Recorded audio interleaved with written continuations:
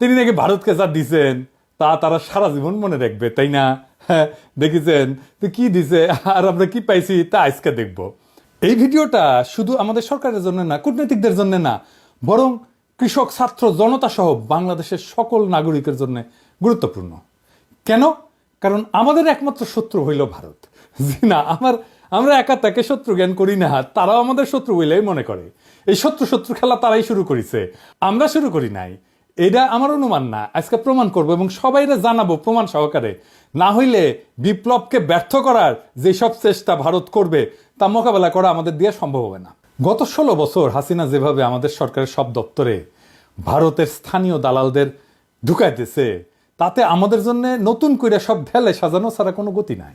যাই হোক, অনেক কথা আছে, কিন্তু হঠাৎ কি হইলো যে ময়ূক পাগলা হইয়া গেল। এই দেখেছেন এডিটর সাহেব, এটা দেখান না, ওই তিরিং বিরিং করে লাফায় না, দেখান না। হুক কলে তারেক হেভি টাপাইছে, ওই যে গণ অধিকারের তারেক, বুঝাও। আর তারেকের ভিডিওটা দেখা, তারেক কি কইছিল যে জামাতকে আপনার পাশাত কামড় দিছে, দেখান না ওইটা। আরে বাবর কে? বাবর কে? কে? বাবর ভারতের বাপ। হ্যাঁ, বাবর ভারতের বাপ। আর আচ্ছা ঠিক আছে, ঠিক আছে। সমস্যা কি বলেন তো? আমার আমার আমার আমার সমস্যা হচ্ছে জামাতি এবং জেহাদিরা। বন্ধ করতে পারবেন? কেন জামাতিরা আপনার পাশায় কামড় দিয়েছে বলেন? বিজেপির নেতারা উল্টা পাল্টা বলা শুরু করলো, এই দেখেন ভিডিও দেখেন। বাংলাদেশের সঙ্গে যুদ্ধ ভারতের কাছে তো কয়েকদিনের ব্যাপার নয়, কয়েক মিনিটেই ফয়সলা হয়ে যাবে। আমরা বড় ভাই হিসেবে চিমটি কাটছে, আঁচড় কাটছে, সহ্য করছি, তো বেড়া আমরা দেবই। বাংলাদেশের সীমান্তে কাঁটাতারের বেড়া বসানোর দরকার হইল, দেখেছেন? আরো কত কি। আসলে বাংলাদেশের সাথে ভারতের কোনো বন্ধুত্ব সম্পর্ক নাই, কখনো ছিল না। তবে ভালো সম্পর্ক আছে তার সেবাদাসী হাসিনা, তার দল আওয়ামী লীগের সাথে। আমাদের পররাষ্ট্র মন্ত্রণালয়ে যারা ভারতে কাজ করেছেন তারা সবাই জানেন যে ভারত আমাদের কতটা নিচু চোখে দেখে। যারা ঘুরতে গেছেন, চিকিৎসা নিতে গেছেন, তারা জানেন যে মুম্বাইতে তো বাংলাদেশের পাসপোর্টধারীদের তারা হোটেলে বুকিং পর্যন্ত দেয় না, দেখেছেন? হাসিনার আমলেও ভারত শুধু আমাদের থেকে সুবিধাই নিছে, কিচ্ছু দেয় নাই। ট্রানজিট নিছে, চট্টগ্রাম পোর্ট দিয়ে মালামাল পরিবহনের অনুমতি নিছে, বাংলাদেশকে ভারতের মনোপলিতে পরিণত করেছে, আমাদের সরকারি প্রতিষ্ঠানগুলোকে শেষ করে দিছে।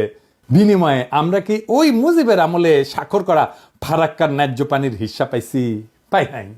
আমরা কি হাসিনার আমলে তিস্তা চুক্তি দিয়ে পানির ন্যায্য হিস্সা পাইছি? পাই নাই। তার কারণ কি? কারণটা হইতেছে কৌটিল্যের একটা থিওরি আছে, mandala theory. Mandala Nelson Mandela না, মান্ডালা মন্ডো থিওরি আর কি। তার মানে কোন রাজার পাশের রাজ্য তার বন্ধু না, পাশের রাজ্য হইল তার বন্ধু, বুঝছাও? চলেন একবার ম্যাপ দেখে আসি। ভারতের আশেপাশে যত রাষ্ট্র আছে তার মধ্যে একমাত্র বাংলাদেশের সাথে তার কথিত বন্ধুত্ব ছিল, মানে একমাত্র সেবাদেশী হাসিনার মাধ্যমে সে বন্ধুত্ব ছিল।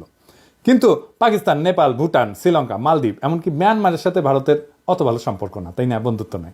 বাংলাদেশে ভারত প্রভু তার সেবাদাসী হাসিনাকে একটা চুষনি দিয়ে বুঝ দিছে, ওই যে তো বন্ধু। এটাও আসলে একটা কৌটিল্য মতে ভারতের পররাষ্ট্রনীতির একটা অংশ কলে। এটা আমরা দেখমুনি, হাসিনা ফাসিনা কিছু না। এটা বোঝার জন্য চলেন দেখি কৌটিল্যের পররাষ্ট্রনীতিতে কি লেখা আছে।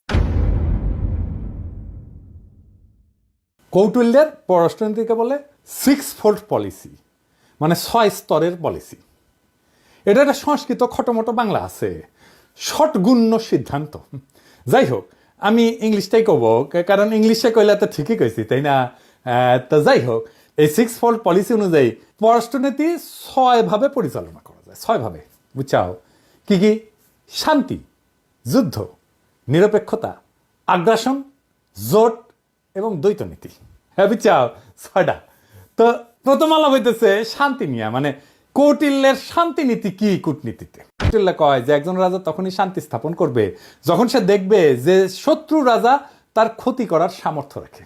তার মানে হইলো দৌড়ের উপরে রাখতে পারলে ভারত শান্তির কথা বলবে, বুঝছাও?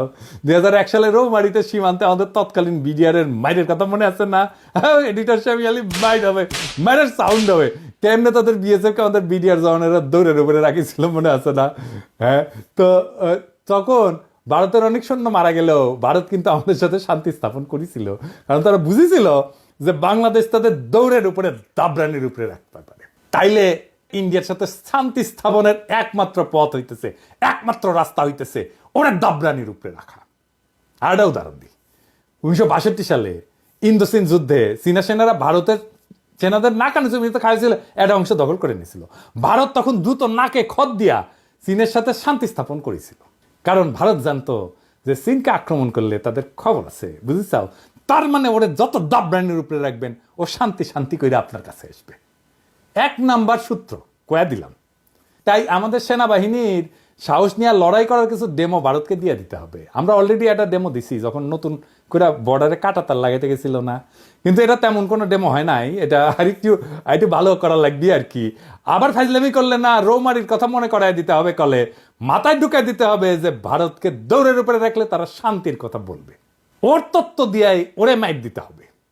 ও কেমনে কূটনীতি চালায়, ওর কূটনীতির মাইন্ডে কি কাজ করে সেটা বুঝা ওর মতো যদি কাজ করেন তাইলে কেস ফতে। এবার আসেন যুদ্ধনীতি। কৌটিল্যের যুদ্ধনীতি কি? কৌটিল্যের মতে একজন রাজা তখনই যুদ্ধের জন্য আক্রমণ করবে যখন দেখবে যে তার অবস্থান শত্রুর চেয়ে শক্তিশালী। কথা সত্য। এই যে 1971 সালের কথাই ধরেন না, পাকিস্তান যখন আমাদের আক্রমণ করলো তখন ভারত আমাদের সাথে এসে সাথে সাথে যুদ্ধ করে নাই। তারা দেখিছে যে আমাদের মুক্তি বাহিনী কতটুকু যুদ্ধ করতে পারে। যখন মুক্তি বাহিনী আমাদের পাইরা ফেলাইছে না পাকিস্তানি বাহিনীদের, যখন দেখেছে যে মূল কাম সাইরা ফেলাইছে, তখন 3রা ডিসেম্বর 71 সালের মুক্তিযুদ্ধের শেষের মাত্র 13 দিন আগে যৌথ কমান্ড গঠন করিয়া মুক্তিযোদ্ধাদের ক্রেডিট নিয়া বাংলাদেশকে স্বাধীন করিয়া দেওয়ার ক্রেডিট নিয়ে নিছে। বুঝছাও? এটা হইল ভারতের সাম্বাজ যুদ্ধনীতি। এরা তখনই যুদ্ধ করবে যখন তারা বুঝে যে তাদের জেতার সম্ভাবনা 100%। অনেকেই জানেন যে শেখ মুজিবের বান্ধবী যে ইন্দিরা গান্ধী, সেই সময়ের ভারতের সেনাপ্রধান জেনারেল মানেকশকে জুন মাসে কইছিলেন যে এই যুদ্ধ শুরু করতে, কিন্তু রাজি হন নাই। কারণ তখন বাংলাদেশে বর্ষাকাল এবং তাদের সেনারা বাংলাদেশে বর্ষায় যুদ্ধ করলে পাকিস্তানের কাছে গোয়ারা আসবে। সত্যি কথা, আমার কথা না, মানেকশর কথা। তার দিন যুদ্ধ করেছিল, যুদ্ধের পর যে লুটপাট শুরু করেছিল সেই সময় কিছু বীর সেনা অফিসারের কারণে ঠিক মতো করতে পারে নাই।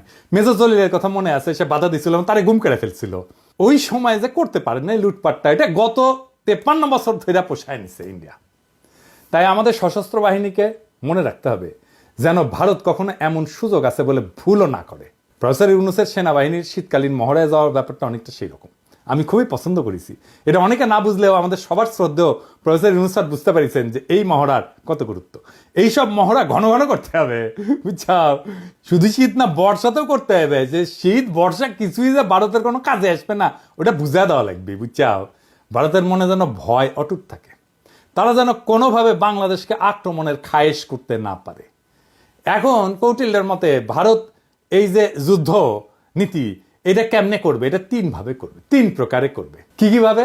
এটা হইতেছে সরাসরি যুদ্ধ, এটা হইতেছে গোপন যুদ্ধ, কিছু কথা থাক না গোপন, আর এটা হইতেছে অঘোষিত যুদ্ধ, মানে ঘোষণা না দিয়া যুদ্ধ, বুঝছাও? ভারত আমাদের সাথে সরাসরি যুদ্ধে যাবি না, ওই সাহসী নাই। ওই যে বুঝিছে না, এখানকার পোলা পাইন এবং বন্দুকের সামনে বুক পাইতা দেয়, তারপরে নড়ে না। তো এর সাথে যুদ্ধ করা যায়। তারা কি যুদ্ধ করবে? গোপন এবং অঘোষিত যুদ্ধ তারা সবসময় করে আসতেছে এবং এটা করে আসবে। চলেন দেখি সেটা কিভাবে। গোপন যুদ্ধ হইলো সেটা সেই পন্থা যেটা দ্বারা ভারত আমাদের একদিকে আক্রমণের আশঙ্কা তৈরি করবে আর আমাদের সেনাদের সেই দিকে ব্যস্ত রাখবে, কিন্তু ভারত আমাদের আক্রমণ বা ক্ষতি করবে অন্য দিক থেকে, বুঝছাও? মাথায় ঢুকে নাই, তাই না? ধরেন আমাদের দক্ষিণে তো আরাকান রাজ্য, একটা নতুন রাখাইন দেশ হওয়ার সম্ভাবনা আছে, তাই না?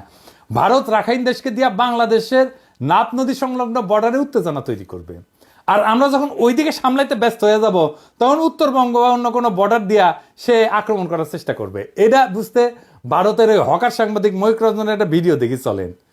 সে কইতেছে যে বাংলাদেশের চিকেন নেক নিয়ে নিলে ভারত ফেনী দখল করিয়া চট্টগ্রামকে আলাদা করে দিবে। শুনেন। এটিকে বলা হয় বাংলাদেশের চিকেন স্নেক।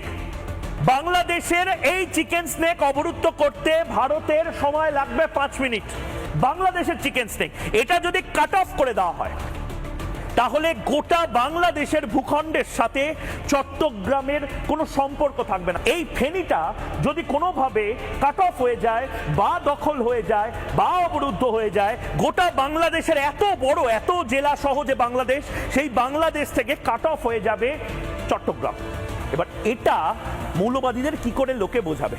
অর্থাৎ ভারত আমাদের চট্টগ্রামের ভয় দেখাতেছে যেন আমরা এদিক নিয়ে ব্যস্ত হয়ে যাই আর ভারত আমাদের অন্য দিকে দেয়, বুঝছাও? কিন্তু সেই প্ল্যান তো আজকে ফাঁস করে দিলাম, তাই না?